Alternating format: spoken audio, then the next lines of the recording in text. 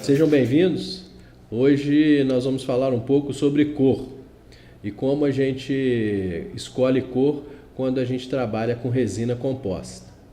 Bom, inicialmente é preciso determinar que as cores têm 3 dimensões: o matiz, o croma e o valor. O matiz é a cor propriamente dita, o verde, o azul, o vermelho, que são chamadas as cores primárias. Então, na odontologia, nós temos então o matiz determinado pela letra A, B, C, D. Ou seja, nós temos dentes com cores A, cores B, cores C e cores D. Clinicamente, a grande maioria dos casos, mais de 95%, são dentes que têm matiz A e matiz B. E dentro desses, a grande maioria são dentes matiz A. 75% dos casos são dentes matiz A. Uma minoria, 25% a 30%, dentes matiz B. A segunda dimensão da cor é o croma. O croma nada mais é do que a saturação desse matiz. Então, na odontologia, a gente determina o croma através do número 1, 2, 3, 4. Quanto maior o número, maior a saturação daquele pigmento, daquela cor. Por exemplo, um dente A1, ele tem o matiz A e uma saturação 1. O dente A4 tem o matiz A e uma saturação 4, ou seja, ele tem mais pigmentos daquela cor. Então, um dente A4 tem mais pigmento daquela cor do que um dente A1. E por último, nós temos o valor, que nada mais é do que a luminosidade de uma determinada cor, a quantidade de pigmentos brancos ou negros de uma cor. O valor a gente só consegue determinar exatamente quando a gente vê uma fotografia preto e branco de um sorriso ou de um dente. Por quê? Porque quando a gente tira o matiz e tira o croma, a gente vai então ver a luminosidade daquele dente. Então aí a gente vai determinar o valor exato. Normalmente, o que a gente erra quando a gente trabalha com resina a gente erra no valor, ou seja, a gente deixa o dente mais acinzentado, com valor mais baixo, ou mais opaco, mais luminoso, com valor mais alto. Geralmente, dentes que têm o croma alto possuem valor baixo, e dentes com o croma baixo possuem valor alto. Então, geralmente, dentes A4, A5 ou A3,5 possuem um valor baixo. Isso vale para as resinas também. Resinas A3,5, resinas A4, geralmente possuem um valor baixo. E resinas mais claras, A1, B1, geralmente possuem um valor mais alto.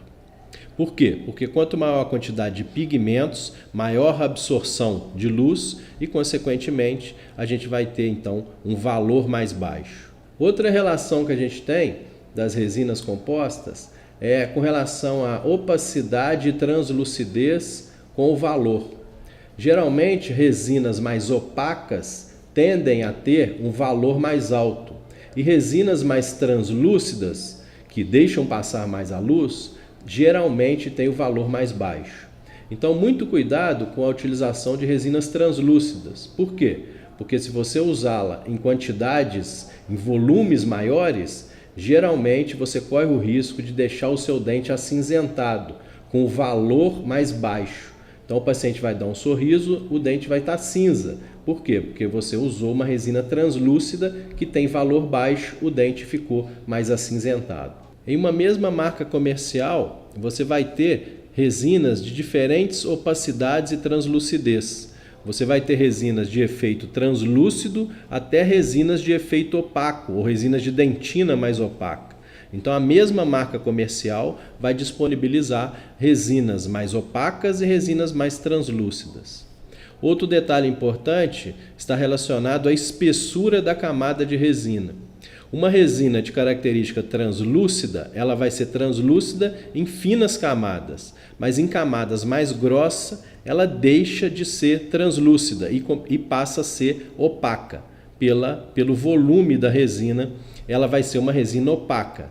Mesmo que ela tenha característica translúcida, se você usá-la em camadas grossas, ela passa a ser opaca. Como que a gente escolhe cor, então, quando a gente trabalha com resina? Primeiramente, é interessante dizer que a gente não usa escalas. Por quê?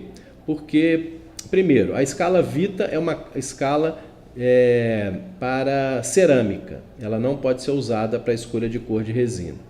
As escalas que vêm nos kits de resina também não podem ser usadas. Por quê? Porque a cor da resina da bisnaga não bate com a cor do dente da escala. Então, não tem sentido usar. A única alternativa que você pode usar para escalas é você criar uma escala para você, colocando a resina da bisnaga, fazendo um dentinho com resina e criando então uma escala para aquela resina que você vai utilizar. Essa seria a única alternativa.